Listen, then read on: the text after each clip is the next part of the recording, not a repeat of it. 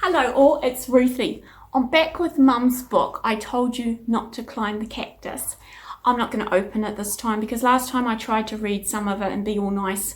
It went a bit wrong because I'm in it and it's hard not to be sensitive to your own portrayal in a book. But I want to say something really serious because I do have things to say about this book. But one thing I want to say about Mum and Dad is that Mum and Dad were really good parents. I had a great upbringing. And the other day, because I haven't had children, and maybe God won't ever let me have children, and I certainly won't be having them unless I get married, because I'm very old school. But I thought about it. I was a child, and I was a really happy child.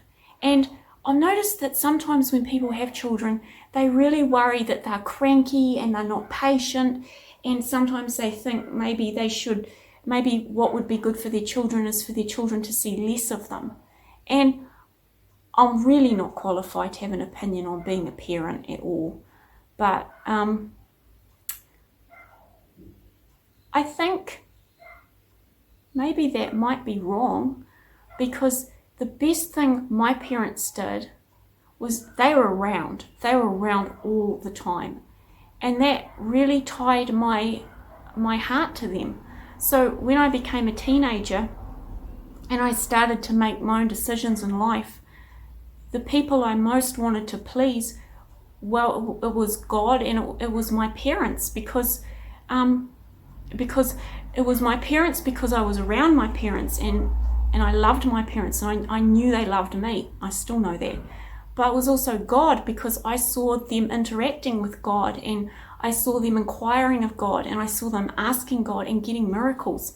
So a lot of my ability to trust God came through observing my parents trust Him, and also knowing that God would show up was a direct result of knowing my parents would show up for me. And I think sometimes parents worry about being a bit cranky. And the truth is, Mum and Dad were very cranky. They were always yelling and shouting and carrying on. They were very, very cranky parents. But that doesn't mean they weren't great parents. And a lot of the reason they were a bit cranky is they were around. And I was thinking about it. You know who else is a really, really good parent, but super, super cranky? God. God is a really good parent, and He's always around, and you can always rely on Him. But He's so cranky. Listen to this. This is from Isaiah.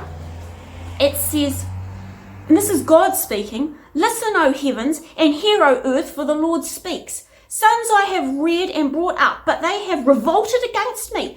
The ox knows its master, and a donkey its master's manger, but Israel does not know, and my people do not understand." That's God talking about His firstborn son, Israel, and He loves Israel. Like if you go read in the book of Exodus, where God's taking the Jewish people out of slavery, this is not an exact quote, but essentially God gets very cheesed off with Pharaoh for not letting them go, and He says, you know what, Israel's my firstborn son, and because you won't let my firstborn son go, I'm going to kill all your firstborn sons. And it's pretty, it's a pretty scary story because of how loyal God is to His kid. And that's the same God that gets really mad, and if you read the prophets, God is quite emotional about this, and He can get really annoyed, He can get really cranky. But that doesn't change the fact that He's around, and He's faithful, and He's available, and He's loyal. And that's what makes Him the best father ever. And that's what made my parents really good. It wasn't that they were endlessly patient and they never raised their voices. They did lose their tempers and they did raise their voices. But they loved us, and they were there, and they were constant. And the yelling, there wasn't a lot of it. And the other thing is, kids are really resilient. Like in a normal, healthy home where the yelling is just parents getting a bit frustrated, like, I'm fine. I'm absolutely fine. And I'm not talking about abusive homes at all, because that's a different story, and I'm not qualified to talk about that at all, because I was not raised in an abusive home, thank God. I wish every child was raised in a home like I was raised in. But I was thinking, sometimes I think parents think to themselves, oh, I think what my child needs is less of me. I need to send them off to the professional. I don't know that that's correct. I think if you're a normal parent, like a loving parent, and you're not twisted and broken yourself, and I can't imagine a parent like that would be very interested in what I'm saying, no one's going to be better for your kids than you, because you're their parent. You love them. It's wired into you. And even if you feel cranky and you feel like, oh, I'm not doing a very good job, you are your children's world, and it's through you being around that they learn. Well, it's certainly how I learned to really believe that God was around. So I know I bash Mum's book a lot, and partially I'm having fun, I'm teasing her. But today, as a serious note, I will say this. My parents were around.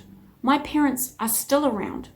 I'm a big Ruthie now. When I was a small Ruthie, I was very irritating to have around, and my mum would get quite jealous of women that saw less of their children. But I'm a big Ruthie now, and I love my parents, and I still want to be around them. And you don't have to homeschool. You don't have to go extreme like Mum did. I'm just saying that if you're thinking to yourself, oh, maybe my child needs less of me and more of a professional in their life, I bet that's not true. I bet you're exactly what they need. I bet you're just what they need. And you just need to have confidence in yourself, because one day, if you stick it out and you hang around your kids, I bet one day when they're big like me, they're going to say, I love my parents. My parents are my best friends. They did a great job on raising me. And if I'm ever so fortunate as to have children, if I can do half the job my parents did, I will have done a great job. So be bold and courageous, and have a lovely week. Bye-bye.